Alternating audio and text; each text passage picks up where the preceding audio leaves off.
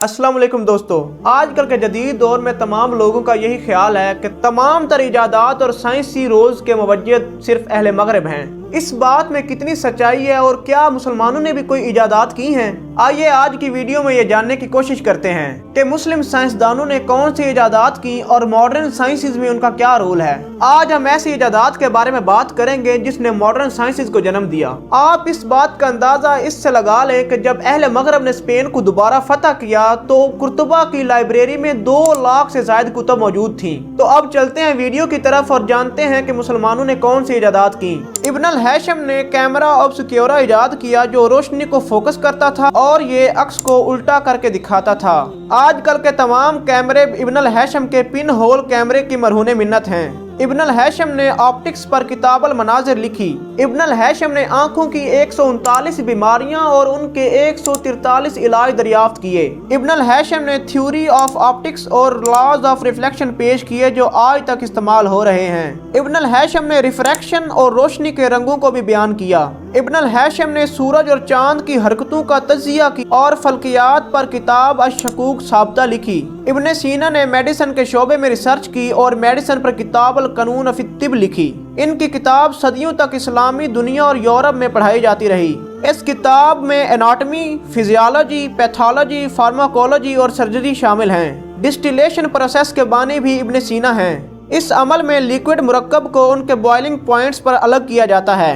ये केमिस्ट्री के रिएक्शंस का सबसे अहम तरीन रुकन है। इब्न सीना ने फार्माकोलॉजी के मैदान में पौधों और मादों की शनाख्त की और उनकी वजाहत की और मेडिसिन के इंसानी जिस्म पर मुज़र असरात को भी बयान किया। इब्न सीना ने मेडिकल फील्ड में तजर्बात और क्लिनिकल ट्रायल्स को भी मुतारफ करवाया। इब्न सीना ने रियाजी में मुसल्लसियात और फल्कियात में आलात इजाद की।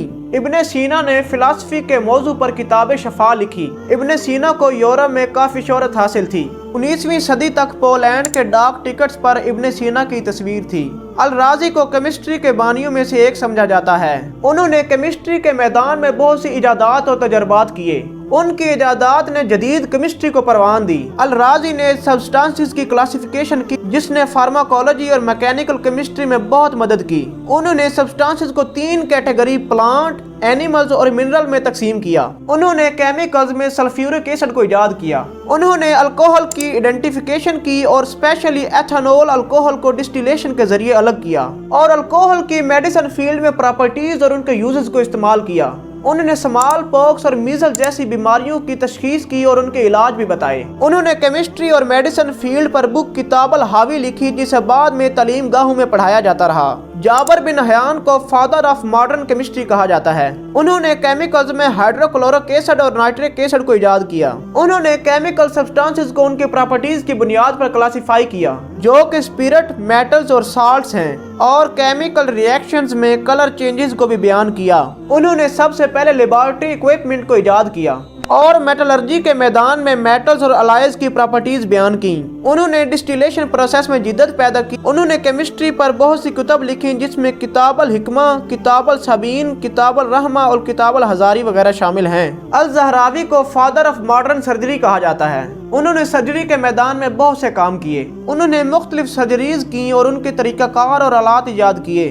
उनकी किताब तशरीफ में मुख्तलिफ सर्जरियों के आलात और उनका इस्तेमाल शामिल है। उन्होंने सर्जरी के तरीक़ाकार और उसके बाद आलात को साफ करने के तरीके भी अपनी किताब में समझाए। उनकी ये किताब 19वीं सदी तक यूरोप की मुख्तलिफ यूनिवर्सिटी में पढ़ाई जाती रही। अल बैरूनी ने पहली बार जमीन के रेडियस को एक्यूरेटली कैलकुलेट किया और ट्रिग्नोमेट्री की मदद से पहाड़ों की ऊंचाई की भी पैमाइश की। इब्न बतूता ने जियोग्राफिक एक्सप्लोरेशन में अहम काम किया। उन्होंने अपनी जर्नीज के दौरान मुख्तलिफ इलाकों की सकाफत और मुआशरे को एक्सप्लोर किया। नसीरुद्दीन तूसी ने तूसी कपल इजाद किया जिसने फिजिक्स के मैदान में लीनियर मोशन को समझने में मदद की और उसके इस मॉडल ने बाद में एस्ट्रोनॉमिकल इंस्ट्रूमेंट्स की डेवलपमेंट में काफी मदद की।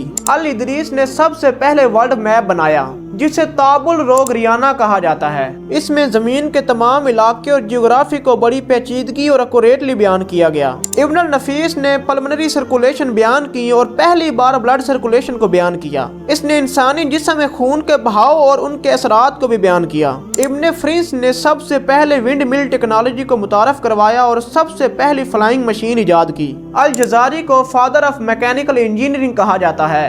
انہوں نے فزکس کے میدان میں سب سے بڑی ایجاد کی جس کو کرینک ٹیکنالوجی کہا جاتا ہے۔ کرینک ٹیکنالوجی کا استعمال فزکس کی تمام مشینوں اور حتیٰ کہ گھڑیوں تک میں استعمال ہوتا ہے۔ عمر خیام نے ملک شاہ سلجوقی کے دور حکومت میں ان کی بنائی گئی درسگاہ میں دنیا کا جدید ترین قمری کیلنڈر تیار کیا، جس میں تمام تر اوقات اور سال کے مہینوں کو بڑی مہارت کے ساتھ بیان کیا گیا، اور آج ابھی تک وہی کیلنڈر استعمال کیا جا رہا ہے۔ الفرغانی نے ایسا آلہ ایجاد کیا جس کی مدد سے اوقات اور فلکی اجسام کی صحیح پوزیشن کو معین کیا جاتا تھا۔ کیا آپ کو پتا ہے کہ دنیا کے سب سے پہلا جو پبلک ہاسپٹل تھا وہ قاہرہ میں بنایا گیا، جس کا نام بیمارستان تھا۔ اس کے علاوہ فلسفہ اور میڈیکل ایڈوانسمنٹس میں مسلمان سائنسدانوں نے بہت سے کام کیے۔ تمام تر ماڈرن سائنسز کے موجد مسلم ہیں۔ اس ویڈیو میں چند اہم ایجادات بیان کی گئی ہیں۔ اگر ہم پوری ایجادات کو بیان کرتے تو شاید یہ ویڈیو 1 گھنٹے سے طویل ہو سکتی تھی۔ اس ویڈیو میں بیان کردہ چیزوں کے بعد تقریباً ہم لوگوں کو یہ احساس ہو گیا ہوگا کہ ماڈرن سائنسز میں مسلمانوں کا کیا کردار ہے۔ میں امید کرتا ہوں کہ آپ کو آج کی ویڈیو اور ہماری ریسرچ پسند آئی ہوگی۔